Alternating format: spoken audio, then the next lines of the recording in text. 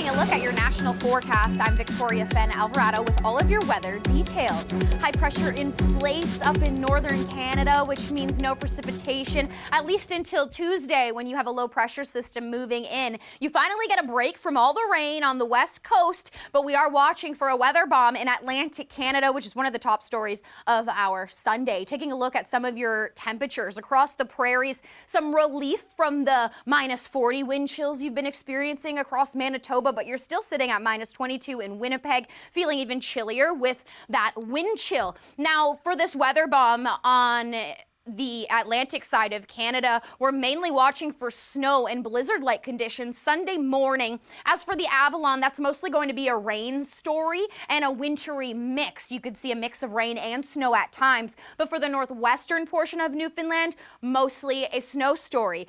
Your winds, that's another story that's been one of the main highlights, as we've seen plenty of power outages in Newfoundland already on Sunday morning, with winds peaking at 110 kilometers an hour. Now here's a look at that transition with the rain throughout the Avalon portion of Newfoundland, but that snow begins to wrap around and eventually making its way to Charlottetown and Cape Breton Island. By the time this system is all said and done on your Monday evening, afternoon, that's when you could see upwards of 40 centimeters of snow through central Newfoundland, and Cape Breton Island, 40 centimeters possible as well. Your temperatures are a different story, though, across the east. We're getting much cooler conditions across southern Ontario. Ottawa sitting at minus 10, Toronto minus 8 for your Monday, with the wind chill feeling even colder. Now, we've been monitoring lake effect snow squalls across southern Ontario. Finally, they're starting to simmer down, but we still could see upwards of 10 centimeters through Midland, and Kincardine could see 10 centimeters as well. Now, your temperatures across the GTA, those are cooling down with Arctic air on the way. Minus 15 is what it's going to feel like on your Monday. In Quebec, similar story there for you, except we have the chance for some snow for you on Tuesday, Wednesday, and Thursday. Those winds, they'll be ramping up, gusting from the north for those